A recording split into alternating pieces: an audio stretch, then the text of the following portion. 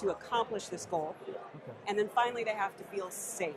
Because if they don't feel safe, the team can dissolve into dysfunctional behavior, or worse yet, it just derails them from achieving their goal and bringing up issues. Okay. So self-organization has to have all of those things, in my opinion.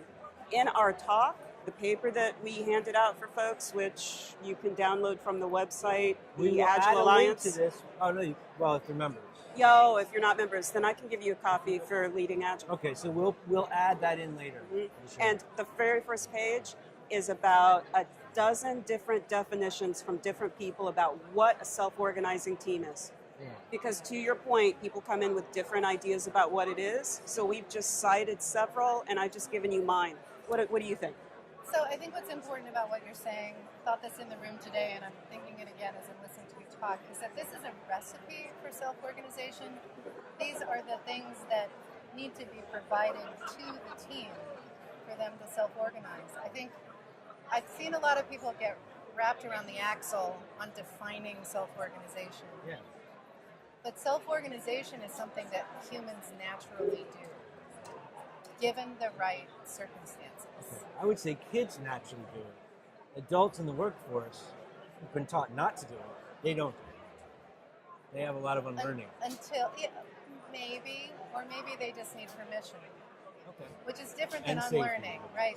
I think I get a little reactive about this language about, changing people, whatever it is, whether Right. it's unlearning or controlling them or holding them accountable. I mean, there's a lot of Sure.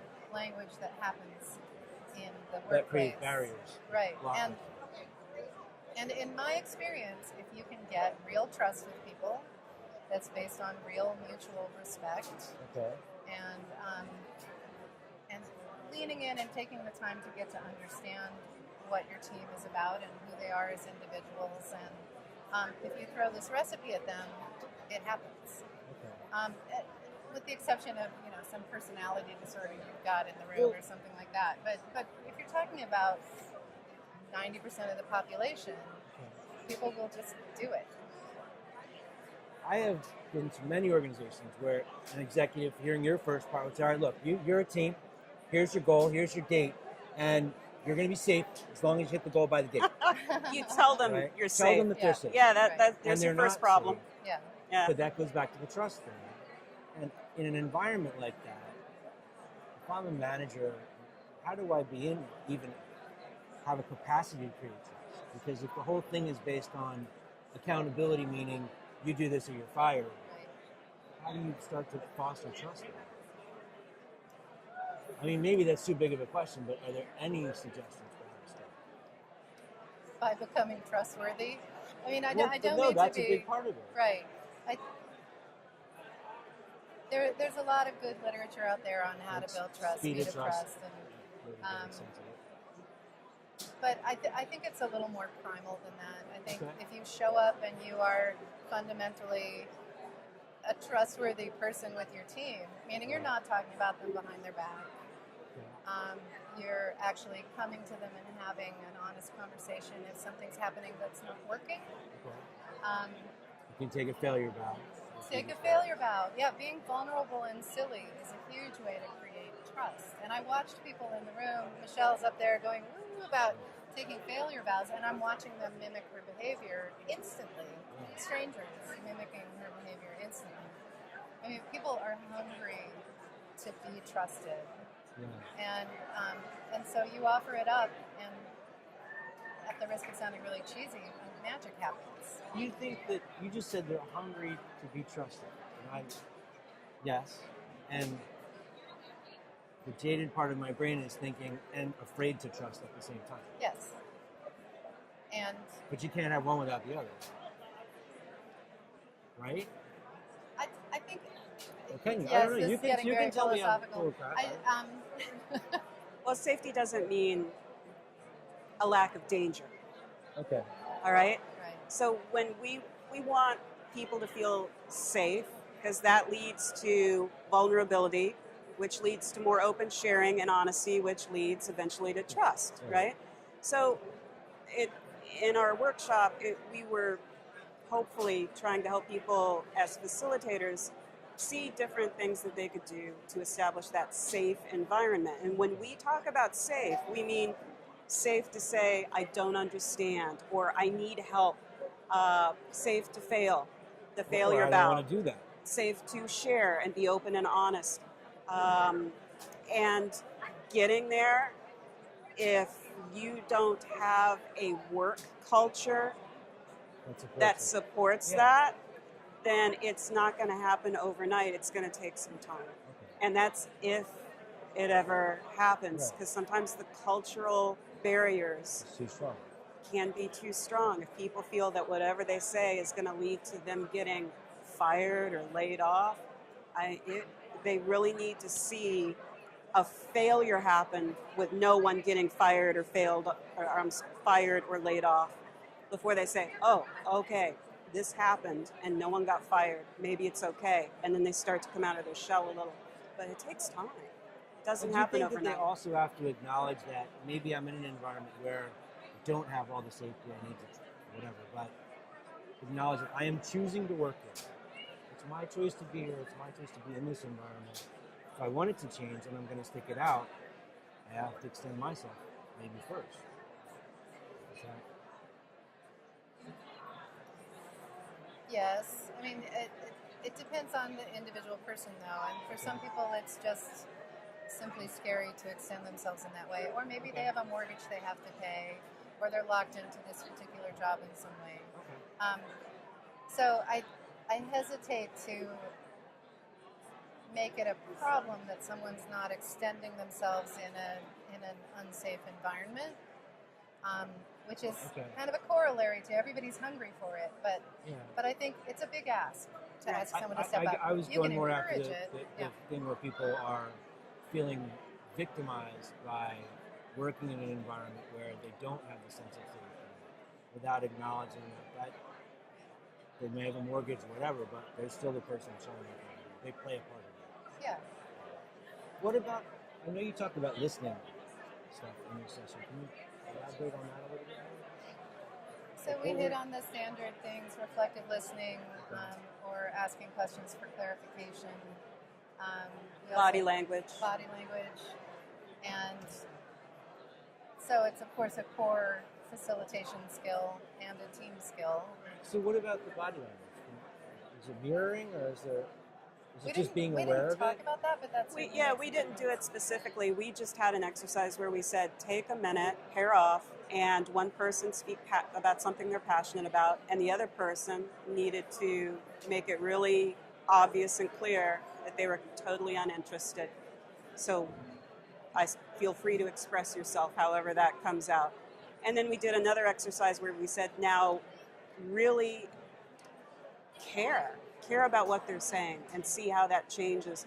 And then we let them debrief about what it was. And there's the usual things like, if you act like you're uninterested, you're doing this. But if you act like you care, you do things like you lean forward, you ask questions, you make eye contact. So we let them debrief, and we hope that they came to those same types of conclusions based on the experiment they did. Okay.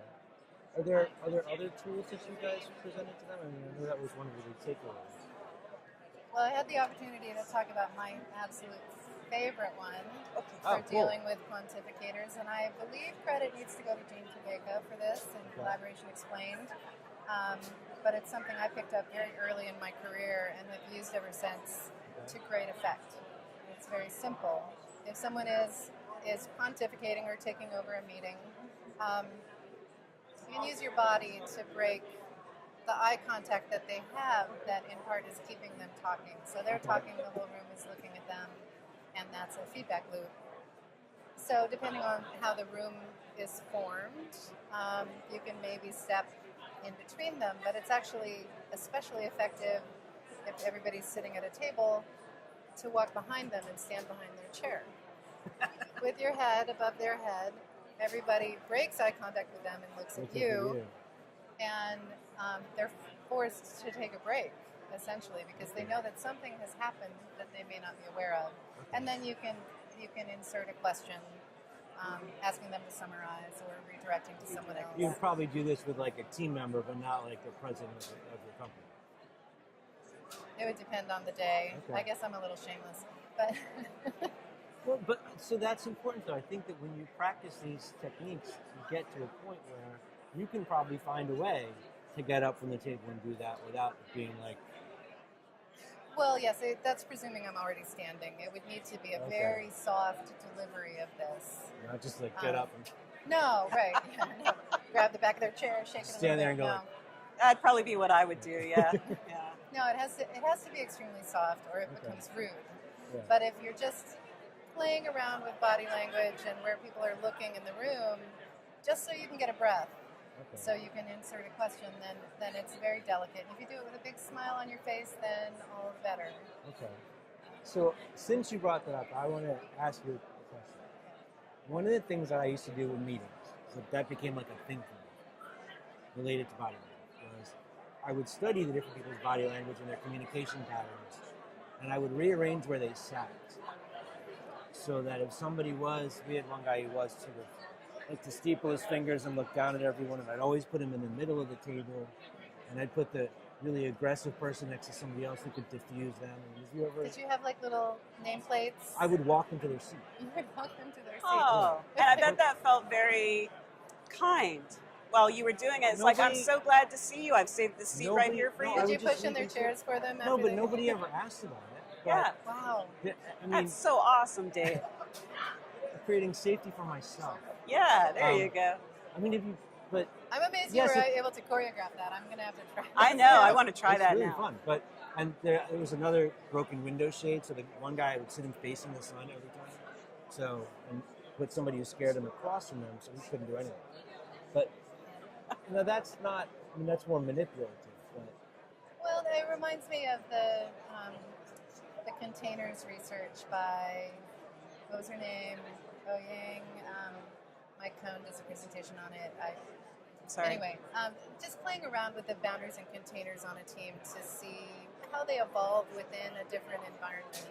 okay, So I think it's fair, as long as they weren't mad at you for They had no seating idea. them. Yeah, I was really good at yeah, it. yeah. You have some mad skills. That's great. Cool. All right, so if they want to find out more, you can go to erikalenz.com. Yep. Or I don't even remember your URL, Sliger Consulting. And at Michele Sliger and at Erika_L_X. on Yes, Twitter. yes.